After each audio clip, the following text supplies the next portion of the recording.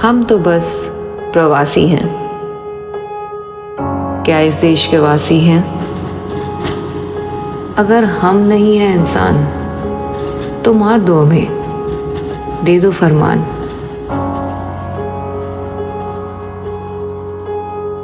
खाने को तो कुछ ना मिल पाया, भूख लगी तो डंडा खाया। फासले तय किए हजारों मील के,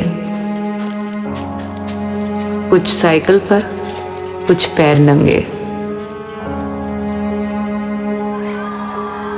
मरे कई भूख से और कई धूप से, पर हिम्मत ना टूटी बड़ों के झूठ से।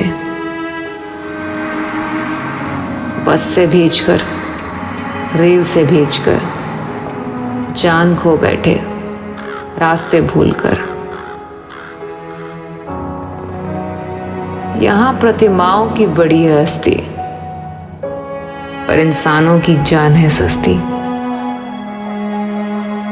बड़े सपने, अच्छे दिन बतलाए, पर भूख किसी की मिटा ना पाए।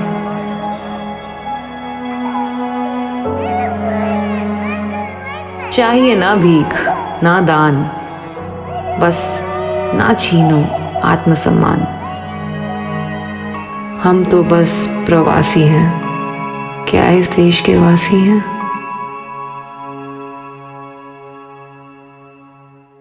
ये जो वीडियो अभी आप देख रहे थे, इसका स्क्रिप्ट लिखा है और इसका डायरेक्शन किया है किरीत खुराना ने। इसकी आवाज दी है तापसी पन्नू ने। तापसी ने इन तमाम तस्वीरों को अपनी आवाज में बेहद खूबसूरती से एक साथ जोड़ा है। तापसी और किरीत दोनों हमारे साथ मौजूद हैं। तापसी, सबसे पहले मैं आपसे ये जानना चाहूंगी कि लॉकडाउन की त्रासदी दिखाती ये जो तमाम तस्वीरें हैं, उनको जिस तरह से किरीत ने एक साथ एक स्क्रिप्ट में, एक कविता में जोड़ा और फिर आपको अप्रोच किया होगा कि इस कविता के लिए आप अपनी आवाज दें। आप भी इन तमाम खबरों को पढ़ रही होंगी इन 2 महीने के दौर में। क्या सबसे पहले थॉट आया, ये जो तमाम तस्वीरें आपने देखी लॉकडाउन के समय में, जो प्रवासियों की, मजदूरों की त्रासदी को दिखाती हैं?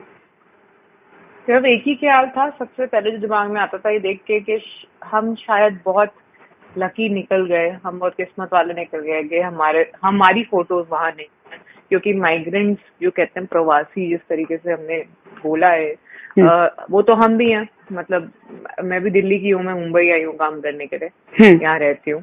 तो एक तरीके से तो हम काफी लोग हम में से प्रवासी हैं, बस हम शायद काफी किस्मत वाले निकल गए कि भगवान ने हमारे को इस तरह का बैकग्राउंड, प्रोफेशन, इतना औहदा दिया कि हम अभी इस समय रोड पे चल के घर वापस नहीं जाने की हालत में है। तो वो सबसे पहले आया कि एक तरफ से तो कहते हैं ना, अपनी किस्मत का शुक्र मनाता है इंसान के, चलो कुछ अच्छे कर्म करेंगे कि हम उनकी जगह नहीं है। दूसरा ये लगता है कि मतलब क्या हम कुछ कर सकते थे जो हमने नहीं किया, ये ताकि ये दिन ना देखना पड़े, क्योंकि पैंडेमिक तो ये जो प्रॉब्लम थी वो तो पूरी दुनिया की थी, बट इस तरह के विजुअल्स तो सिर्फ इंडिया से आए। बिल्कुल।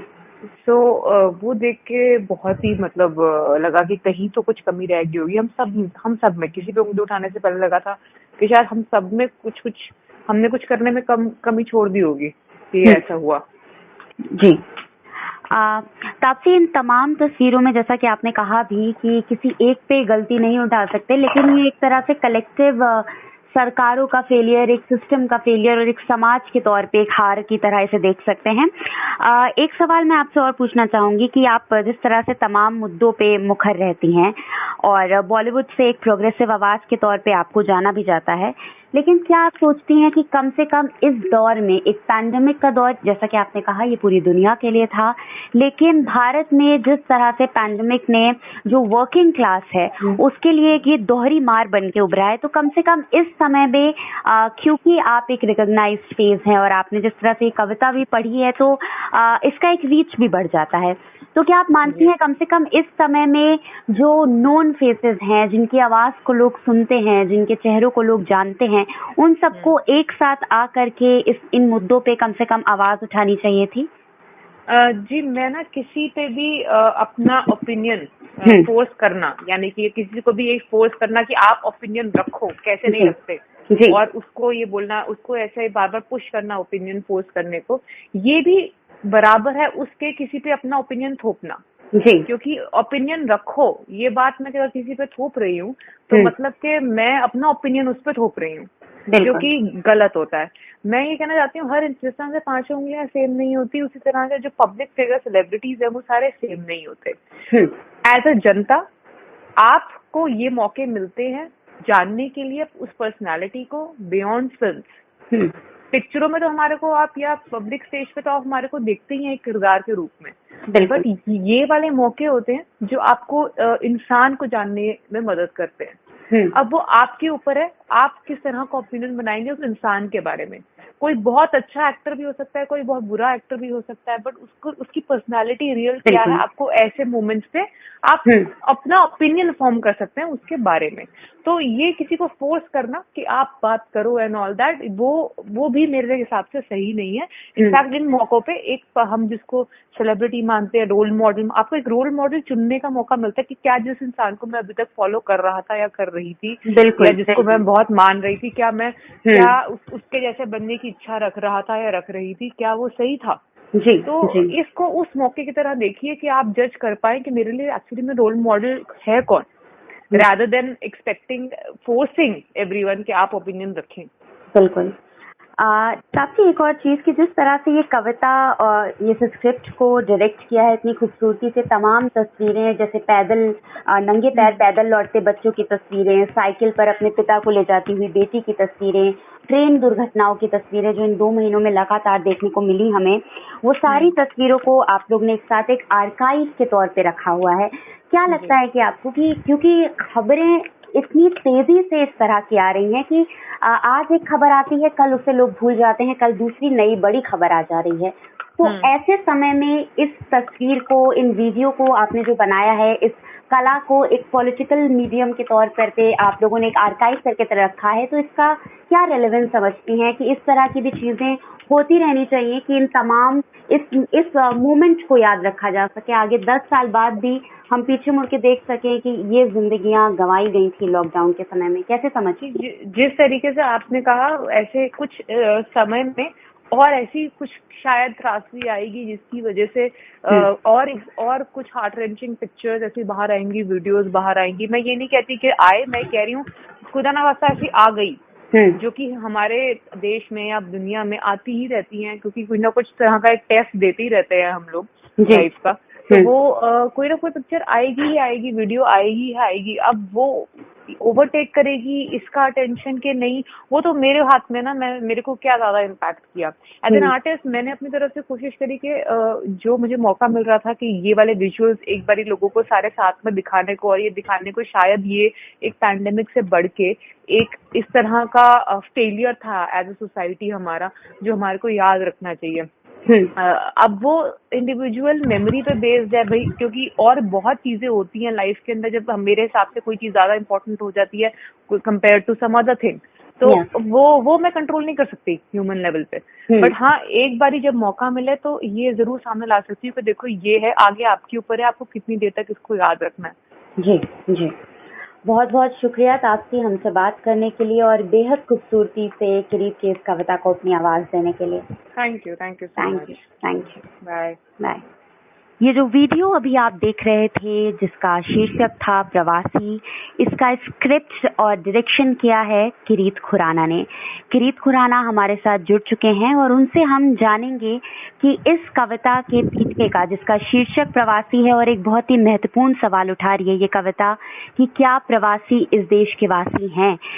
इन 2 सवालों पे हम किरीट से बात करेंगे। किरीट, सबसे पहले हमें बताइए, इन तमाम तस्वीरों को लॉकडाउन की जो त्रासदी बताती हैं उनको आपने जोड़कर इस वीडियो में कंपाइल किया है, जो एक कलेक्टिव ट्रॉमा भी दिखाती हैं और सरकार का एक फेलियर भी दिखाती हैं, अलग अलग सरकारों का, एक सिस्टम का और समाज का।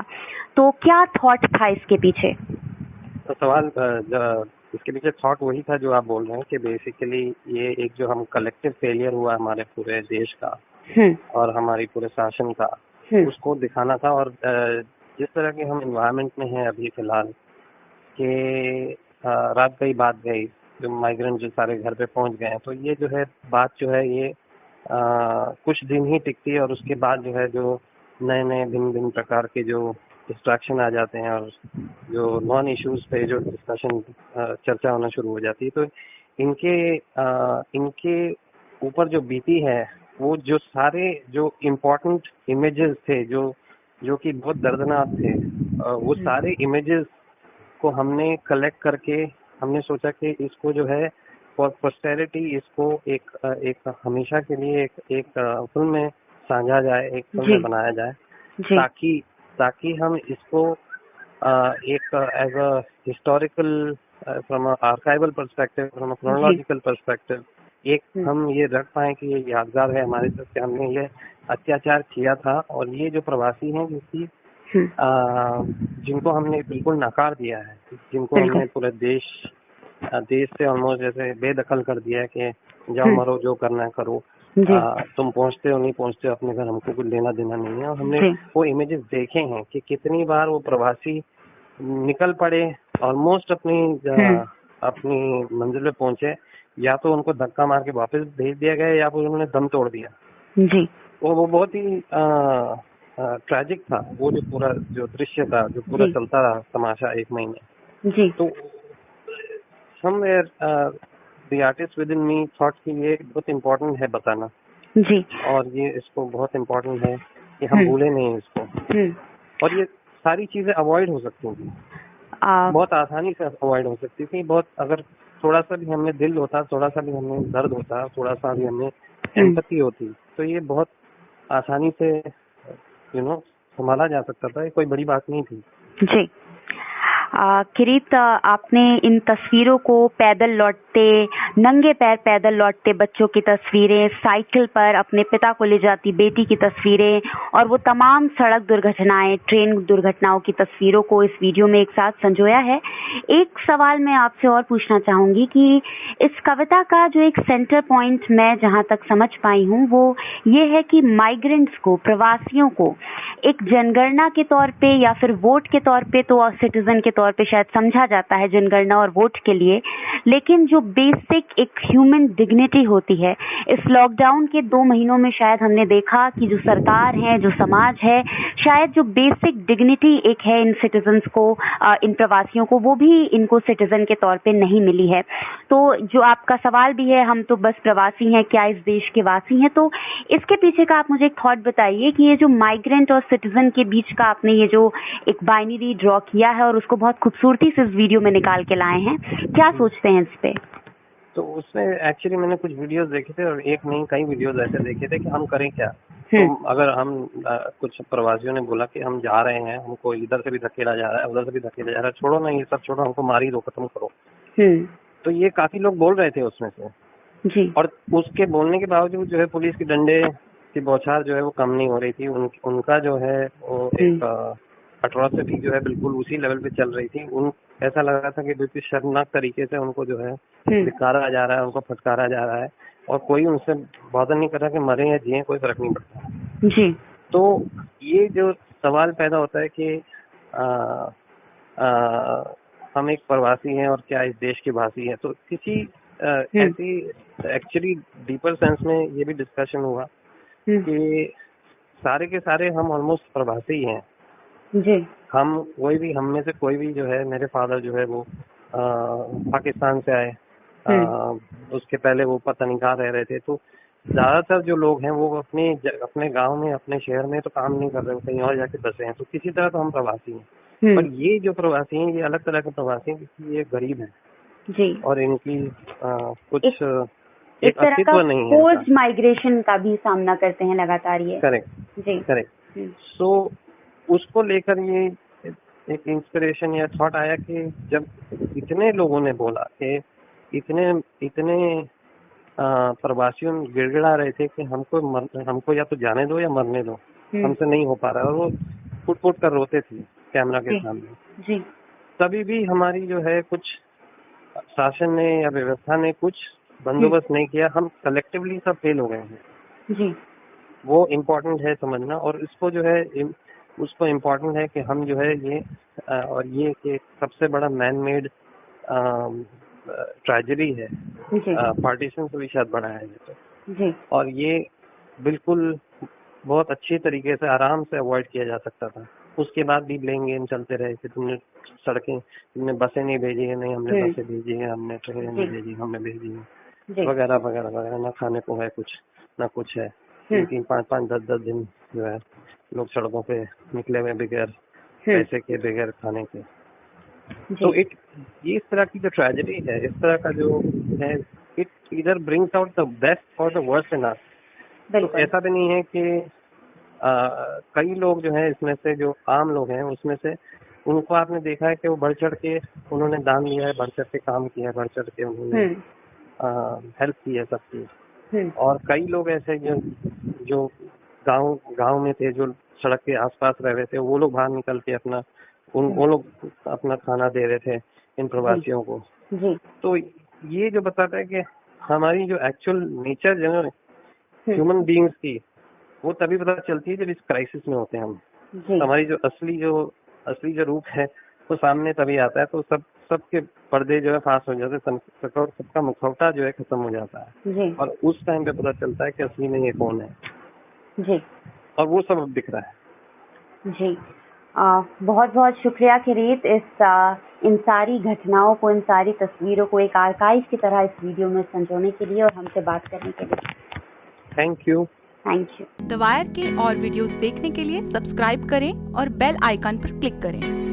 स्वतंत्र पत्रकारिता की आर्थिक मदद करने के लिए डिस्क्रिप्शन में दिए गए लिंक पर जाएं और अपनी राशि चुनें।